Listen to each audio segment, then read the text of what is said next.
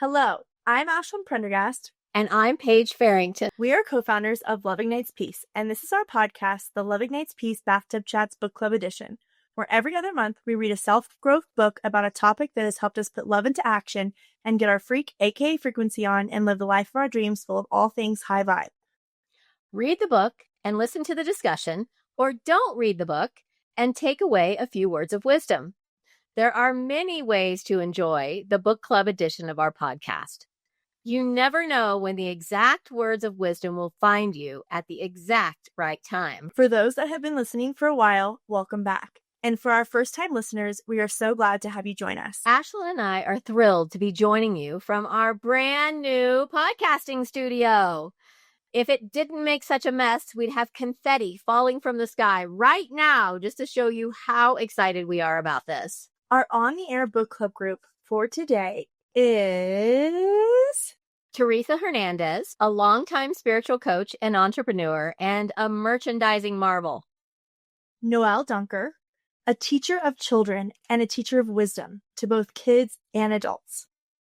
Jenna Principe, a seeker of wisdom, marketing guru, bride this year, San Diego native, and a lover of her people and life. Ashlyn Prendergast, a very wise woman still in her 20s, and my daughter.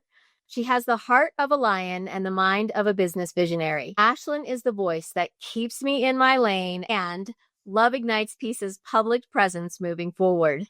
And finally me, Paige Farrington, an author, entrepreneur, public speaker, and a never-ending student of life, love, and the human experience. You can find the books that we are currently reading and the ones that we've read before with a little bit more information about each of us at loveignitespeace.com/book-club. May June's book is a Jenna Principe pick. Jenna, what topic did this book, The Let Them Theory, address that helped you raise your frequency or get your freak on, as we say? I'm really excited to answer that question, but let's get into the book description first, and then I can follow. Perfect. So in her latest groundbreaking book, The Let Them Theory, Mel Robbins teaches you how to stop wasting energy on what you can't control and start focusing on what truly matters, you, your happiness, your goals, your life. The Let Them Theory is a proven method that teaches you how to protect your time and energy and focus on what matters to you. You've spent too long chasing approval, managing other people's happiness, and letting their opinions hold you back. Learn how to stop giving your power away and start creating a life where you come first. Your dreams, your goals, your happiness. But the best part? The Let Them Theory doesn't just change your life for the better, it transforms the lives of everyone around you too. So with that, Jenna, how has this book helped you put love into action, get your freak on, raise your vibration? I think it was a great idea to read the description first so everyone has a little taste of what it was about. And over to you. I think the description hit on a big reason of why I wanted to read this book, because something that I struggle with is feeling responsible for others and feeling responsible for their experience and their happiness, especially with my wedding being this year and anything that I feel like I'm hosting or is about me, quote unquote. If I have people over, I always just feel very responsible for them. And my mom actually initially sent me this book in the lens and context of wedding planning, because a lot of my fears and anxieties come around what are people going to think? People who I can't invite that are going to have their feelings hurt and like this, and that. And I think for me, it's one of the most powerful things that, and Ashlyn and I connected this past weekend. It was her 29th birthday. So we got together and we were talking a little bit about this book. And it sounds kind of silly, but I think just having the mantra to go back to in those moments where you're catching yourself feeding into caring too much about the opinions of others, feeling responsible for the opinions of others, responsible for their happiness. Throughout the course of reading this book, I just keep coming back to the mantra. Let them be irritated. Let them have their feelings hurt. Let them, whatever it may be. And then I think the second part of this, which again is the crux of the book. So I this is why I really wanted you to touch on the synopsis first, but is the let me portion, because I think that's where I've really struggled is okay, it's easier said than done to just let go of people's expectations or opinions or feeling responsible for them. But then there's that actionable part of, okay, what am I going to do from there? How am I going to draw a boundary? What conversations am I going to have? And I think that is a good tool to just not get stuck. And I've caught myself actually just saying the mantra a couple times, even work this week. I had a frustrating moment with somebody at work, and somebody said something that felt very personal to me about my work. And then I was like, let her. And then I was like, okay, let me, what am I going to do about it? And I was like, am I going to have a conversation about it? Nope, that doesn't make sense in this context. Okay, well, it's not going to matter in 5 years. I'm not going to let it matter for more than 5 minutes. And I just let it go so quickly and easily. So really for me, it's the mantra of the book that I felt most helped raise my frequency. Well, let's jump right in with question 1 for all of us. Okay, book clubbers, what in your opinion is the most important takeaway from this book? And did it help you put love into action and raise your frequency? We know it did for Jenna. Well, I'll jump in. And Paige and I had a little tiny bit of a conversation about the book a few weeks ago. For me, the book wasn't groundbreaking, epiphany, new, wow. I didn't get that of it. It was a fun book for me to read. It was re-inspiring from other things I've read. Even the 4 agreements you touched on, Jenna, taking things personally comes directly out of that. So for me, it wasn't groundbreaking, but it did reconnect something, remind some things. For me, the most important part, it wasn't let them. It was the second part, let me. And I really felt that should have been in the title. I'm not the author. I don't know how they make these decisions, but I think that was an equally vastly important part of it that is kind of doesn't come in till later. So the let them is great. Let me was the biggest part. And it ties back to the metaphor my sister and I have used for probably 30 years. Don't pick up that rope. What does that mean? Let them. Let them. Don't pick up the rope. If somebody's doing drama, if somebody says something personal, if things aren't going right, just don't pick up the rope because now you're tethered. Just don't pick it up. It's the same thing as let them, let me. It's just a new hook. It's a new hook. It's effective and it works and it's viral. And as long as people read it and get something out of it, that's the most important part. For me, I felt the most important part was I am not in control of anyone else ever. And that is hard because, like Jenna said, that sense of responsibility, when you're entertaining or when I'm teaching or any of those components where other people are involved. I've always wanted to have a sense of like everyone's going to be happy. But I am not. It was just a beautiful reminder. Like Teresa said, it's nothing new. It's not earth shattering or anything. But it was just a beautiful reminder that I am not in control of anyone else other than me ever. You know what? To your point, Noelle, about nothing new and earth shattering, kind of how you and I said that. We've read a lot of stuff over several decades, so it isn't new to us. But if you're someone in your 20s and you haven't read and practiced and lived all of this is new. And this newness for whatever age group, or maybe you're, 55 and just starting this journey, and this is the book you pick up before anything else, you will carry it and it will be impactful. So I think you and I are just probably, Noelle, in a different place with it.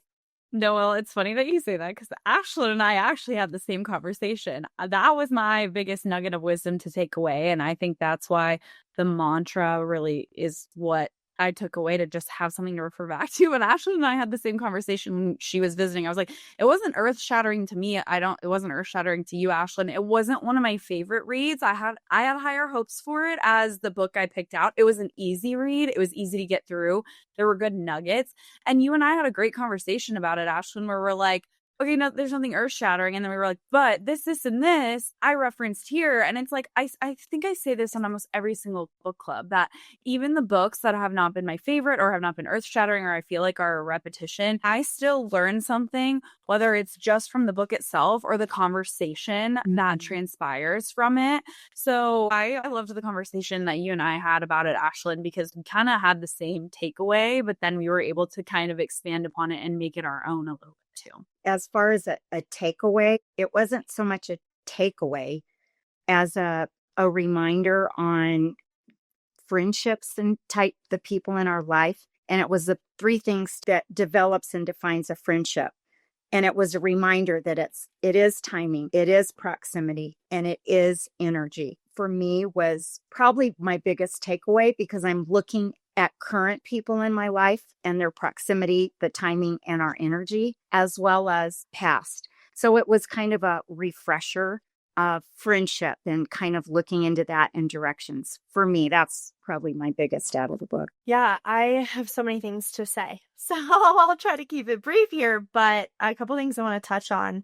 I've been making notes as we've been chatting. And so I think I want to start at the point that this is simple. I think that's the gift of Mel Robbins, and something that people praise her for is her ability to simplify topics and make them very actionable, very digestible, very integratable. Is integratable a word? Not sure. We'll call it one tonight. Noella's saying yes, and she is A the teacher. teacher. So I trust her. So I just think that that's the gift of Mel Robbins' work. With that said, I obviously, as Jenna has shared already, and I think we've all touched on, it wasn't this earth-shattering, realization, so to speak. But the simplicity of what it offered, I think, makes it so actionable. I also think something about the simplicity, and even going to what you're saying, Teresa, about how you and Noelle have read a lot of books. And I will say, I think for Jenna and I's ages, we've read a lot of books in our own ways. And the reality is they're all saying a lot of the same things. Mm-hmm. So, during part of this, I was reminded of the 4 agreements. Don't take anything personally, right? We just did that book club. We just chatted about that. We just read that. She was talking about it in a different way. I was reminded of things in Love Ignites Peace, the Next Evolution. I pulled some quotes around acceptance and, all these different love and action things. Don't forget, my gals, Utafar, understand, discern, allow, forgive, accept, respect, love, 6 actions, you will go far. So I guess I should say in the positive. Apologies. Remember, igniters, don't forget. So I think, again, it's her gift. I think all these books are kind of saying the same things in different ways. And that is helpful for us, especially in the world that we live in with so much going on, to hear the same thing over and over and get those reminders. My favorite takeaway is around how to get people to change, and how you actually can't make people change until they want to change. I thought that was the most powerful part of the book for me, being someone that sure does I like to inspire others to live up to their maximum potential. But the reality is that you can inspire, but you can't make, force, push. You have to allow. And I just want to share on the book club, because I think that, as we say, you don't have to have read the book to get nuggets from this conversation. I wanted to just recap quickly. She talked about this idea of the ABC loop. So she says that neuroscience, psychology, all supports the idea that if you want someone to change and you try to force them, 2 things will happen. 1, they will get better at lying to you, which I think that if you're being really honest and reflective, if you think of a time where somebody that's really forceful or forward about, forcing people into stuff, you'll see a pattern of the person lying to the person that's trying to get that behavior to change. Or they will begin avoiding, resisting, staying away from the person trying to force this change. So that was groundbreaking. And then she talks about, okay, so let's put in this method that psychologists use. She came up with the term the ABC loop. But the ABC loop is about, basically, you start with apologizing. You say, hey, I'm really sorry that I've been trying to force this on you. I know it's not fair. You start asking open-ended questions. How do you feel about it? So you get their minds percolating on the possibility of change. Then, and now that I'm saying the ABC method, I think B is be curious. I wrote it down. It's on my other notes page. But C is congratulate. As this person starts maybe putting some action behind this percolation. For example, if they're trying to get healthier and they start to, ride their Peloton, you create a reward system where they come up, you give them a high five, you give them a hug, you cheer them on, whatever it is, you reinforce this positive behavior. But you have to commit to at least 6 months of not getting on your high horse and harping on somebody about how they want to change. which boy, was that hard. But I think it's so powerful because at the end of the day, you are giving the gift of putting love in action, which is not forcing your will on somebody else. You're giving them this space to have this evolution and this growth, and you're being that supportive figure. So I know I've been kind of going on about this. I just felt like it was a really important point to reiterate, and I wanted those listening to be able to have some of these actual takeaways. Of course, if you actually listen to the book, Mel goes into this in a deeper sense. And she even does get to a point where she talks about, okay, if you've done the ABC loop and there's still not a change 6 months later, now you got to talk about D and E, which is really deciding, is this a situation that you can stay in? Mm-hmm. Is this a deal breaker? So I thought that was so profound, and it just really was a reminder to help me shift into love 6 actions and providing somebody like the space and the grace to create change on their own. I was looking in the book for B. Step B is back off and observe their behavior. So after you apologize, kind of give some space and let them choose for themselves. Thank you. That was very necessary and helpful. I really appreciate it. Mom, what about you? What was your biggest takeaway? Well, you guys have pretty much touched on them all. So I don't really know that I have any takeaways other than what you guys have already discussed. I mean, the big point is the only person that you can change is you. You cannot change someone else. And I just think that is something in our society that we need to remember over and over and over. Because again, we're so programmed to like look outside of ourselves. Really, we're programmed to blame others, to feel victimized by other people's actions. And nothing positive ever comes out of that. It always has to start with, with us individually. So again, the book was, I think it is an amazing book. If you were just kind of starting your journey out and contemplating these things, I think the Let Them Theory is probably a groundbreaking book for you. If you're well along in your personal journey, maybe it is a good reminder, like what Teresa said, and what Noelle said, and even what Jenna said. But I mean, it's just common sense. A lot of it is just plain old common sense. Mm-hmm. And Mel Robbins did a great job putting common sense into a very memorable statement for us to take out into the world in all of our relationships. Yeah, I did feel like much of the book, it was like, this is basic, especially the first half. I was like, oh my gosh. But I got a lot out of the second half. Yeah. I was kind of like, how did she write a whole book about this? Yeah. That's how I felt initially. Then the second half, I was moving and grooving with it. Like the first half, I would have been like, meh. Her personal examples throughout the book, the prom and her life injected into it, and then how she used it. I thought that was good. That was a lot of page fillers there, Ashley. That's how she filled up the book. Well, it's funny because I had the same thing where I was like, I think some of these chapters are in here because like an editor or a publisher was like, you got to beef this sucker up, like put in how to apply this to this scenario in your life and this one and that one and this one. And I was like, oh my gosh, okay, we're reading the same thing. But I always like when there's some kind of neurological or psychological reference or any kind of scientific reference. I always just find that super fascinating. But I thought, again, that some of them were like kind of like, yeah, of course, like we know this, so you don't need to reference a scientific study for this. And this too is probably one of those examples, but it was something that kind of hit me, which is that we're programmed as humans to need a sense of control because it keeps us safe. And that I've actually felt really seen when I read that, because I think there are scenarios in my life where I have trouble letting them, and then I beat myself up for not doing that, or like wanting to force a relationship with somebody because it's an important person or it's an important dynamic to have in my life, and maybe that person's not treating you well, but there's like a dynamic where you have to figure it out, and like you've had the conversations, you've done the work, you've tried to be excessively nice, you've like bent yourself over backwards, and then part of that is also trying to control them to get them to change. And so part of me, when I have trouble letting them or letting go, it's also like, why do I feel the need to control this? Like, what is this?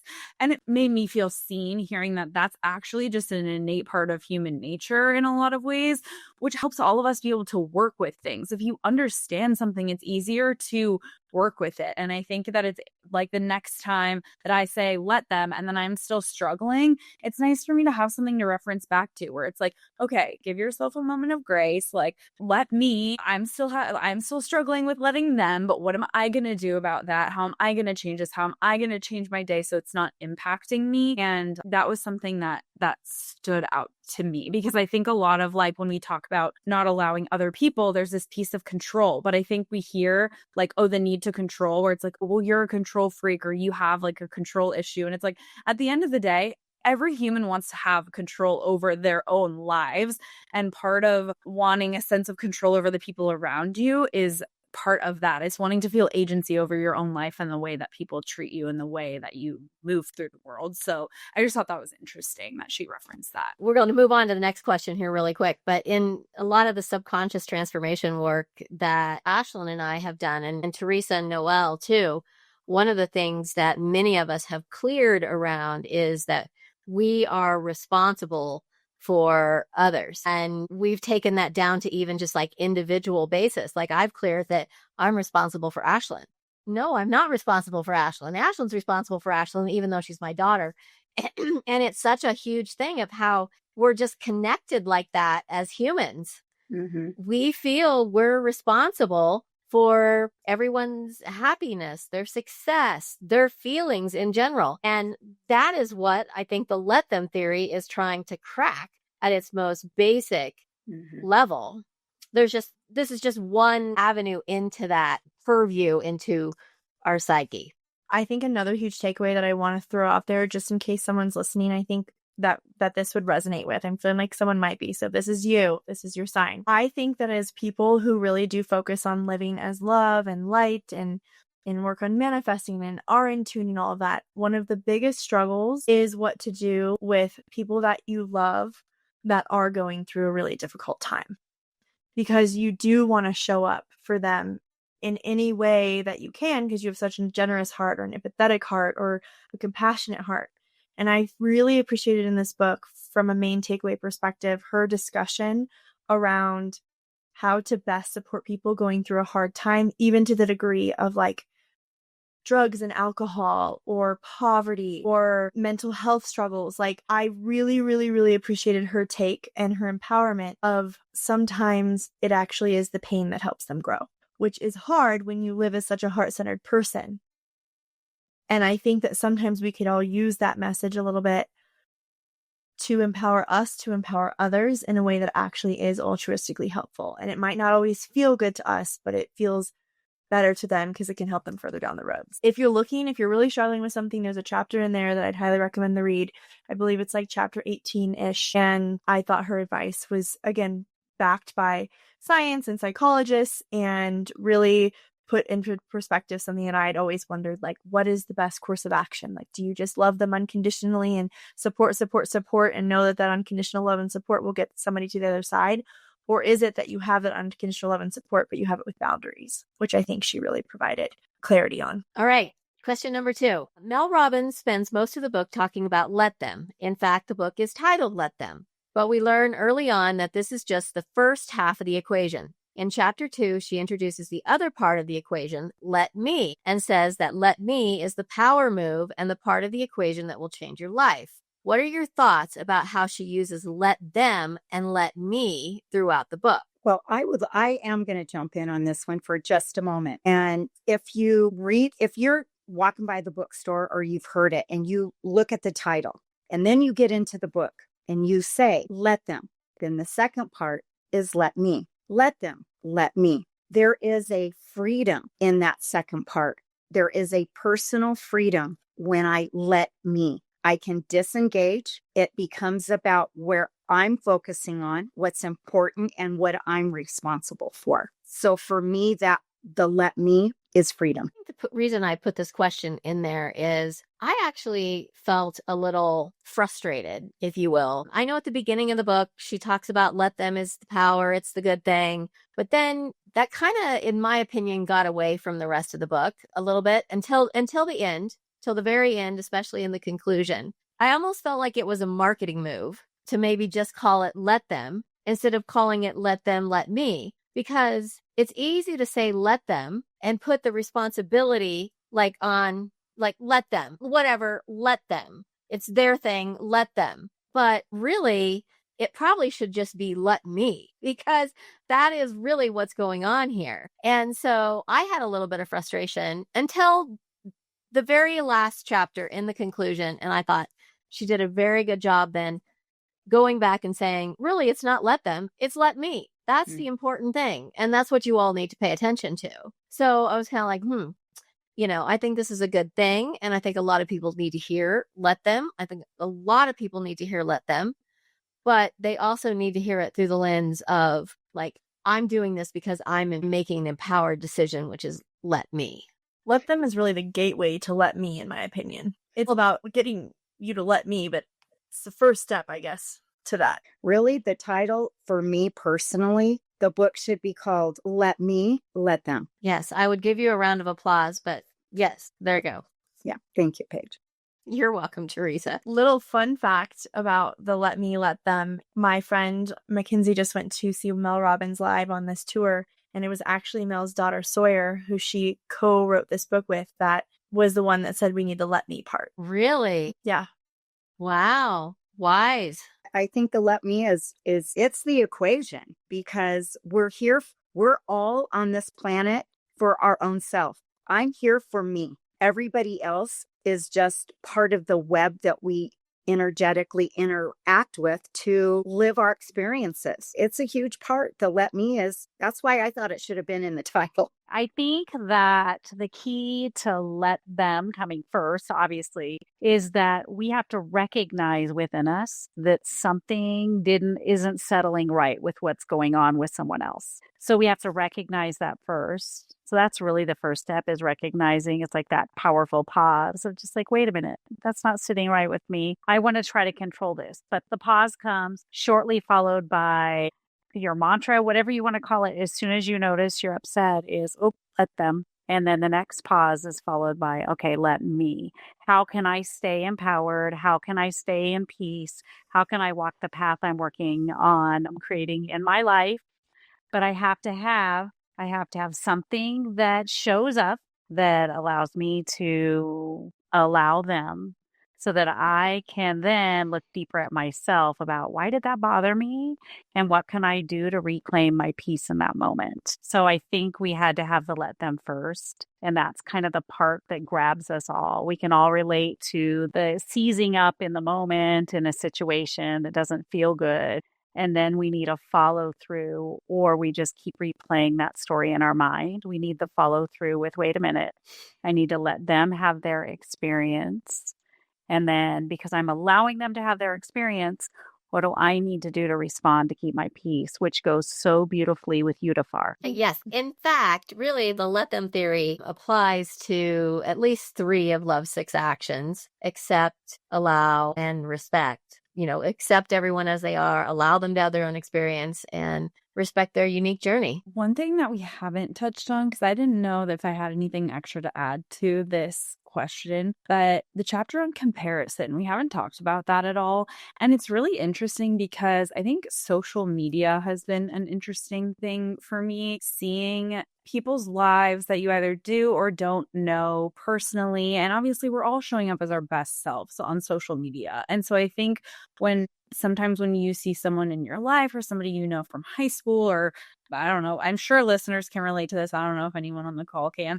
But just that interesting moment of comparison where somebody is where you want to be, or she talks about other people's lives looking perfect. And it's really interesting because on a day-to-day basis, I don't really compare my lives to other people's lives. I'm here on this journey, but then you get in this incubator vacuum of everybody, all of this noise of everybody showing just their best accomplishments. And not that it's not real, but that's not real. Life has hardship and nobody's going on there and showing their hardship.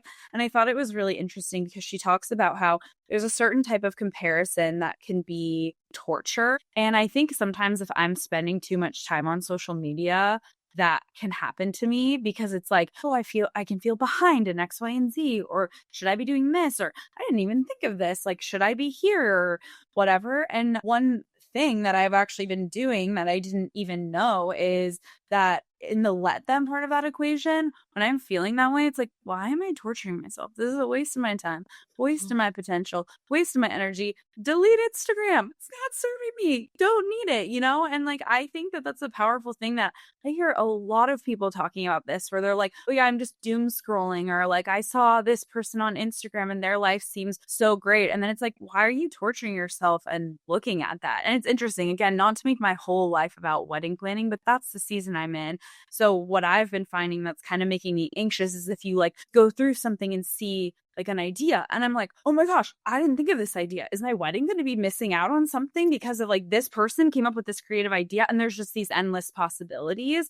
And it sounds so silly, but it really is like, there are these ways where I think we like torture ourselves. And then it's like, okay, this is so silly. Exit, delete, go touch grass and move on. And like, that's like the let me part of this, where it's like, you're choosing that torture. If something is causing you that kind of comparison or making you like question yourself or your journey or your path, bye-bye. Let me say, I want to go do something else with my time. And that is actually something that I've been really good at in the let me. And I didn't really even know that I was doing it. But I think this was a good reminder. It's like, okay, get to that point quicker. If you're like wasting time on your phone or just doing something that's not serving you, let everybody post things on like Instagram, or even like I was talking to a friend the other day where they're like, this person posts this and this, and I know their life is nothing like that. Like they're just like, this all looks fake. Let them. Who cares if they want to post a bunch of fake ish on Instagram and make their life look perfect, even though you know it's not? What's it to you? Like, who cares? Like,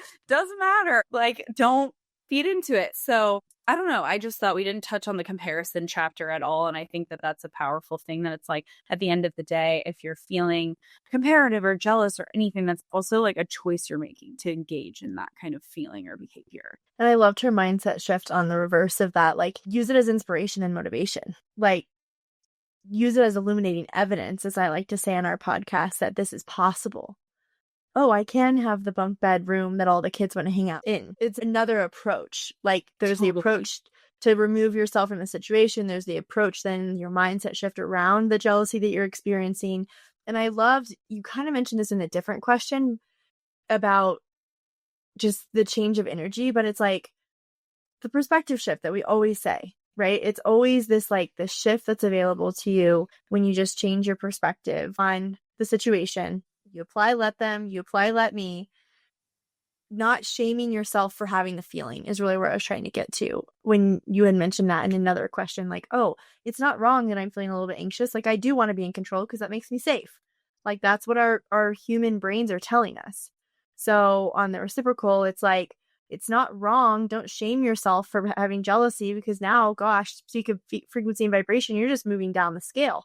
You are going down a slide and not a fun one, you know, the kind that gives you the burns on the back of your legs because you keep getting stuck on the hot slide. Yeah, so stop the spiral, right? Don't get into the shame or the judgment of the jealousy. Take a second, acknowledge that it is illuminating evidence of possibility, or it's something that you need to remove yourself from the situation because it's just not fruitful. So I totally agree with that. Yeah. And one part, which again, I don't know if anybody relates to this, but I did like the part about use comparison as inspiration, but also I resonated with parts of it.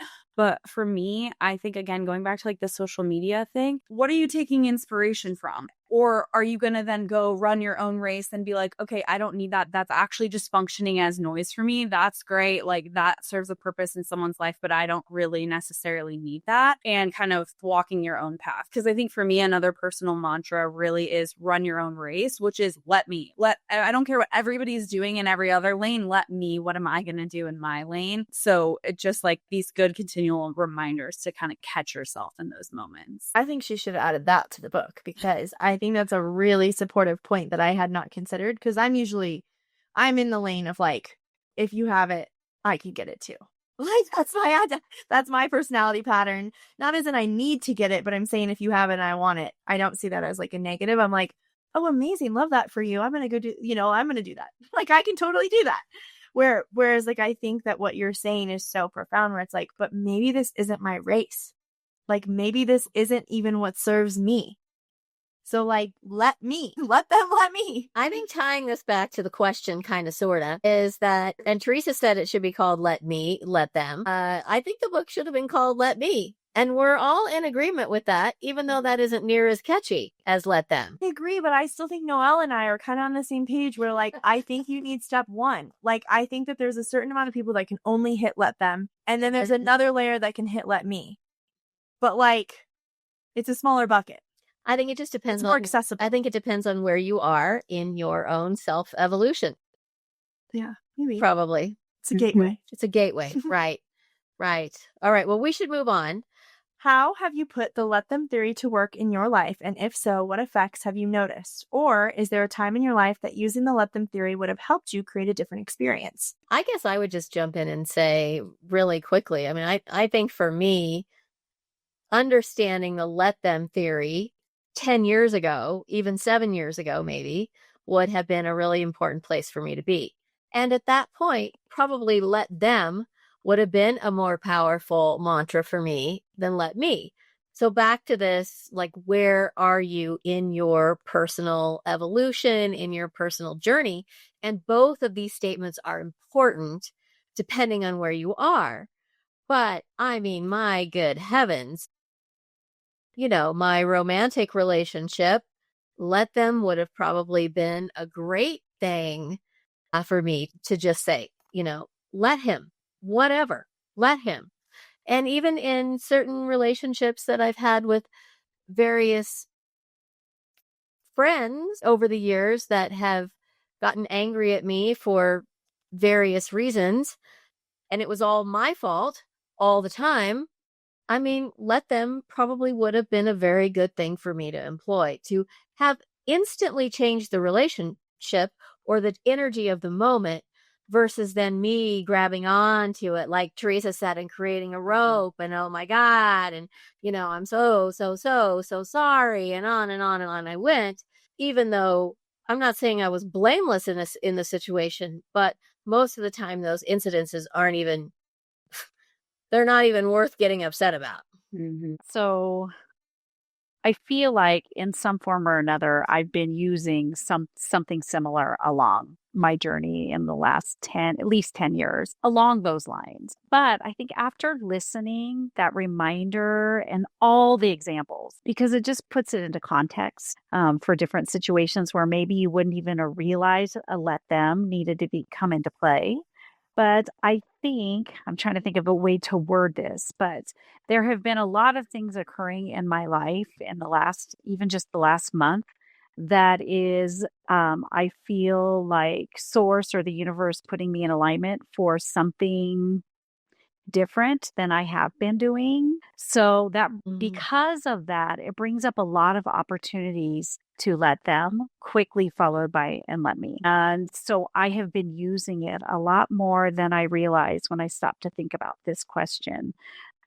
And I can also see a lot more room to grow, to let them to be one of the first things that I think of. I think part of the whole theory of this, let them, we're all here on this planet for our own individual evolution. Every single one of us on the whole planet. When we say let them, it is giving permission to the universe, to the divine, that I trust that this is their journey, not mine. And that really is kind of the crux for me, is the allowing to let someone wallow in the social media and feel good or bad. I don't know. Unfortunately, someone has to experience hunger or accidents to their physical body or divorce or whatever. But we're here and we got one shot at it. So let them have whatever that experience is. It's not my experience.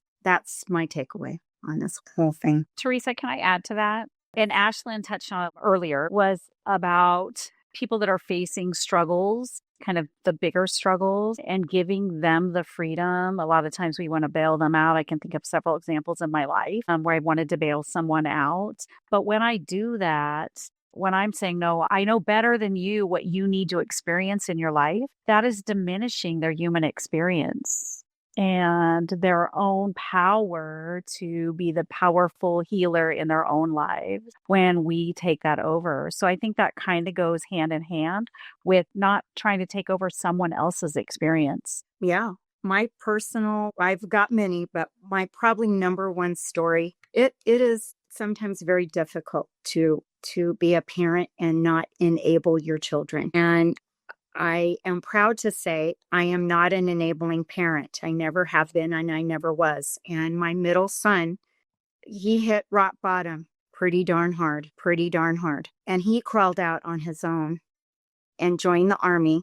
And at 43 years old, he is in charge of the whole Army base outside of Las Vegas. He is the man because I let him. Mm-hmm. I let him. Not saying it was easy, but I let him. Mm-hmm. And what an act to that earlier point of unconditional love. It doesn't seem like it, but it is. Yeah. And he did at probably around 19 years old. He called me and he thanked me. That's a pretty self-aware divine human that can recognize something like that at a young age. And he took the journey, but we have to let them. And I think that's where the divine comes in. We have to trust. I know it's hard, but trust is a big one. Somewhere where I struggle too is this line between feeling responsible for people's experience and letting them, and also knowing that we are here as souls having a human experience, but we don't exist in a silo. Like, we are here to be in community with one another and to help each other. Like, we're here to build friendship and relationship and love is so much more than just self-love. And so I sometimes struggle, and even after reading this book, I was like, okay, and because I think you can let them, but then at a certain point, the let me is actually helping another person. It is giving them a helping hand. And I think in Teresa's case was like a beautiful example of how she made a hard decision that was the right decision to not enable somebody. I think there are plenty of examples in this book about not enabling people, and you're enabling them to grow. But I think of all the times where I'm really been helped or inspired by somebody else, and if they were just like, well, let Jenna struggle, it's like, well, I'm just supposed to like be out here like paddling in the middle of the sea. Like, we need resources and help. So I felt like that was an unanswered part of that book, and I don't know that that's a great answer, because that's a very, very, very subjective thing, and it's totally dependent on the circumstance. And I think enabling someone through an addiction or an assortment of other things is a different story. But again, I think we are also here to be in community with one another. And so I do think part of our purpose as human beings is to help one another. But it's just like, what is the boundary of that? And I think that that's of every person's discernment to decide. And I think that's just sometimes a hard decision to make, because it's like, what are the right times to let people trip and fall on their face and let them grow? And what are the times where, hey, somebody actually really needs help, and I am here and I have that unique purpose or place in their life where I can help them?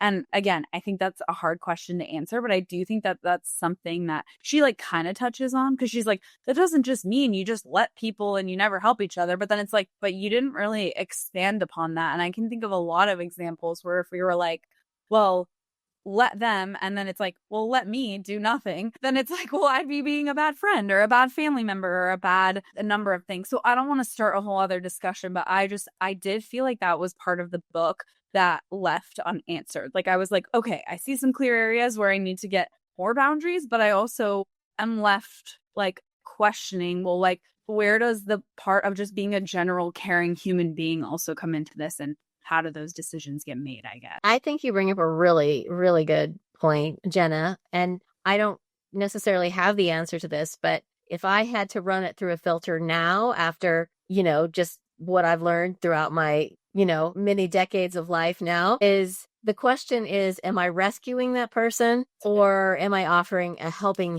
hand in some way that doesn't necessarily rescue them, but can I take them dinner? Like, would that help them? Or should I rescue them and give them $1,000? Like, there's like that fine line that we walk. And I think whenever I've crossed that line, it's been because I've tried to rescue or save someone from their struggles. Great point. Yeah. Yeah, I think you guys just made probably the mic drop points of the night. Like, that was a really interesting thought I hadn't considered. what are the guardrails? And to your point, Jenna, I guess we have to have our own discernment, but that is a missing part of this book for sure. I think it's so funny that you guys had kind of just more high level examples. I have like specific moments that I have put the let them theory to work, and I will just share 2 quick notes on it. Of course, as you all know, as we discussed, my dating life, it just flourishes, it evolves, all the things. But I recently, literally when I was in San Diego visiting Jenna, I had a friend who basically I had expressed early on was not interested in something more with him, but I would be very happy to have a friendship. I was very clear from the beginning. He hung around hoping for a different outcome, unbeknownst to me, considering that I literally made my intentions very clear. We hung out for 3 years and never, nary a kiss, my gals, nary a kiss. Okay, I was not blurring the lines, but he got his feelings hurt. And I finally at the end, I was like, okay, well, maybe I'll try this. I don't know. He got his feelings hurt that I did not want to pursue something further. And I found myself kind of in this situation where I was realizing as I was washing off Jenna and I's fabulous pool day in the shower, I was like, you know what? The reality is at this point, no matter what I do, he is going to have to tell himself a story that makes him feel good about himself. I'm going to be the bad guy in this scenario either way. Whether I did the right thing or didn't do the right thing. I didn't give him the outcome that he wanted, and he's unhappy with me about it. And in that moment, I thought, let him. He's going to think whatever he wants to think anyways. Frickin' let him. And let me. I'm going to heed to the hall right on past that. Right?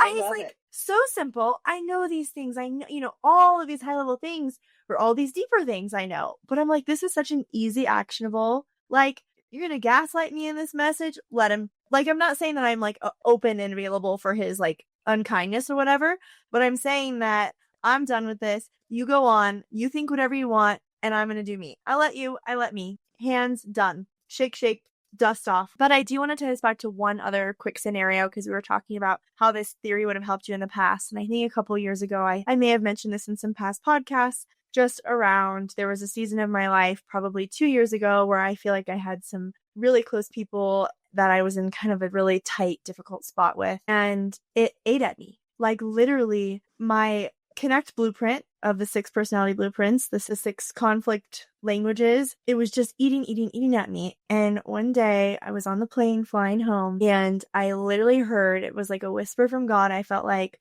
this overwhelming feeling to be so in love with my life. And really what that comes down to is letting them and letting me. Like, why am I fixating on all these other people's experiences and their decisions and who they choose to be with and, they're this or they're that. I'm like, wow, I'm not letting them. And also I'm not letting me. Like, if I really let them, then I allow myself the freedom to be so in love with my life, which is really the sweet spot of living your best life. Like, go and create your dreams. So maybe not as linear as my shower example, but still, I feel like in the past, it was just a different language, but a similar scenario that in the different language really helped me. But I think having this language would have probably expedited the process. Excellent examples, everyone. Thank you for this very robust discussion tonight. I think we did a good job and really did a great job discussing this book. On that note, on a scale of 1 to 5, how would you rate this book?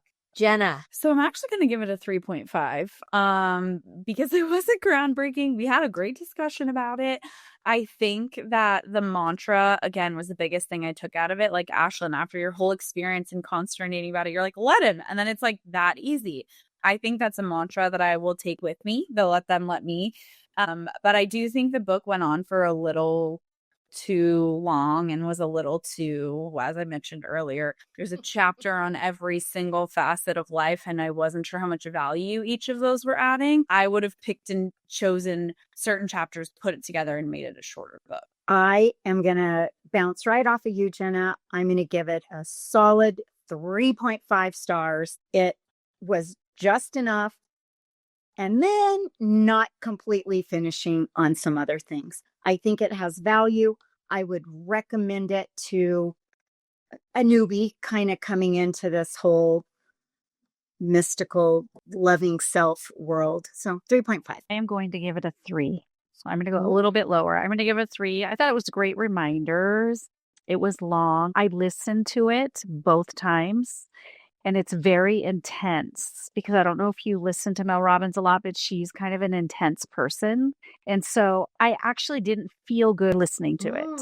So maybe I should have bought the book, but I didn't want to spend any more money because I'd already listened to it and I was only going to give it a 3. So it was just, it felt intense listening to it. So like I said, I didn't feel good when I was done. I also, just a quick reminder, we will play the villain in several stories in our lifetime, and we just have to let them give us that role so that we can create the life we desire. Yeah, another mic drop. Appreciate that follow-up. Yeah, that was great. Ashlyn? I'm going to give it a 4. And I think I'm just going to average out Noelle's there. I only because I ended it on just like a super high note. Like if you would have asked me in the beginning, I probably would have said 2. But I loved the, let's say, chapters 16-ish to 19 or 15 to 9, something like that. Those key takeaways were so powerful for me that I thought, ooh, I really do like this. Interestingly enough, I did listen to the audiobook as well. And I really like Mel's energy. So I think it's totally just probably a matter of personality blueprints, to be honest. Like she does have a little bit of that intensity, a little bit of that aggressive. And I'm like, yeah, give it to me, Mel. Like, tell me that, Whereas like, I think, and I mean this in the highest compliment, like a softer, like you're so gentle, Noelle, like having more of that constitution. You're like, whoa, I can simmer, get off my back. So I could totally see that. So I'm going to go 4. How about you, Mom? I am going to give it a 3. I'm going to give it a 3. I think the concept is hugely important that she's introducing for people. And I really do think this concept is going to help people in their interactions with each other 100%, hopefully in an extraordinarily positive and loving manner. But I just don't know how she wrote that many words about let them, let me. The first half, there were too many. The first half, there were way too many words. Yeah. It was so basic. Yes. I mean, I think wasn't there even like a graphic with like a teeter-totter thing on it? Oh, yeah. It had a lot. I was like, seriously? I need a graphic with this? She is selling millions of copies of this book. So hats off to you, Mel. Great job. That's terrific. And I do think you're helping people. But as a book itself, 3, maybe 2.75. Wow. All right. Honestly, our spread was pretty close. Realistically, I think we probably all average out somewhere in the middle. So, and it is always easier after the conversation. I always want to rate it higher. Same, every single time. Every single without fail. So with that said, the July-August book will be The Untethered Soul, The Journey Beyond Yourself by Michael Singer. And this was a Noelle pick. Noelle, do you want to share why you picked this book? I actually chose this book because I went back in my timeline of books. I started reading when I started being aware that my life can be different than it was. And this is one of the first ones I read. And I thought, I probably need to reread that because, as we grow and evolve, we hear different things when we read the same books we read in the beginning. So for me, I'm really just interested to see what I get out of it this time. And I can't even tell you anything really about the details of the book because it's been that long. So I'm looking forward to just diving in. Yeah, and this is a classic that a lot of people have mentioned throughout the years as one of their most favorite self-help books. So if you haven't read it, pick it up and read it for the next couple of months with us while we're reading it. Then we'll discuss it on book club. And if you have read it, do exactly what Noelle said. Pick it up again, at least thumb through it. And what are you getting out of it this time versus what you got out of it the first time you read it? The current book club that we're speaking on is for May, June, but the Untethered Soul will be reading in July, August. So the book club discussion will come out at the end of August. With that said, Jenna, do you want to lead us out with our parting quote? The Let Them Theory, I guess, is the actual name. Sure, which actually my parting quote comes from the conclusion. Your let me era is here. Paige, you had already mentioned that. You tied a nice bow onto everything. I did as well. And the quote is from page 294. You've been trying to control the uncontrollable, trying to force the world to conform to your expectations. But what if instead you focused on your own response to whatever the world throws your way? You can't change the weather, but you can change how it impacts you. No matter what happens around you, you decide how it will affect you. Love it. Thank you all for joining us. Thank you, Book Club, for participating tonight. And as always, I'm sending you love from my heart To yours, get your freak on.